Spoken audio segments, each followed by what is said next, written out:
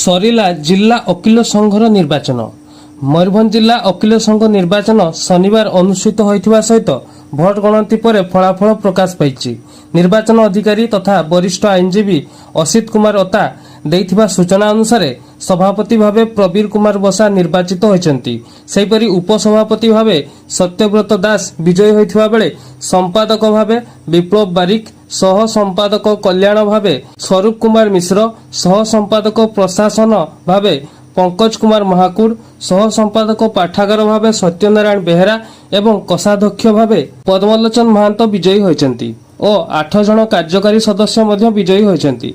आसंतु सुनिबा विजयी हेबा परे कोन कहिले सभापति, उपसभापति और संपादक।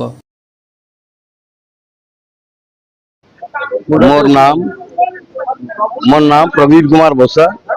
वर्तमान 2025-26 निर्वाचन में मु सभापति भाव निर्वाचित होइछि एवं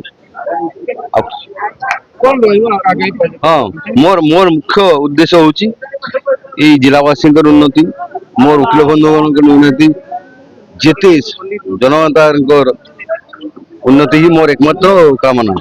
बार काउंसिल आमर बहुत किसी असुविधा अच्छी वकील मानकर throughout India, throughout Odisha सबुठी बहुत प्रकार असुविधा अच्छी एवं आम जहाँ देखु कौन अवस्था बर्तमान वकील स्थिति भल नुहे एवं मोर मुख्य दृष्टि आकर्षण करी बार काउंसिल ऑफ ओडिशा जे किपरि भाव वकील डेवलपमेंट हम एवं से किपरि भाव जे न्याय प्रणाली रे सामिल है लोकंकर दुख दुर्दशा देखी न्याय प्रदान में से सक्षम भाव भल भाव।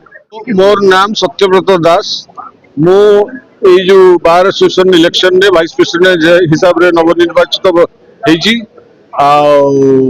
मु चाहूची आगामी दिन रे मोर भाई बानकर जो जिते एडवोकेट्स अछंती, बार एसोसिएशन मेंबर्स अछंती किंबा जो माने अलग एडवोकेट भी अछंती तांकर केमती बार एसोसिएशन उन्नति हबो एवं एडवोकेट मानकर जहा सुविधा हम से निरपेक्ष भाव कार्य करी।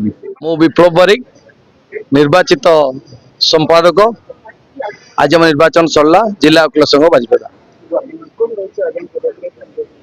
एथर मिशा मते मोर जिला वकील संघ सदस्य माने षष्ठ थर बहु भोटे निर्वाचित कर दीर्घ 12-14 वर्ष धरिक मुझे संघर संपादक हिसाब से जहाँ कार्य कर तार प्रतिफल स्वरूप आज मु रिजल्ट पाई।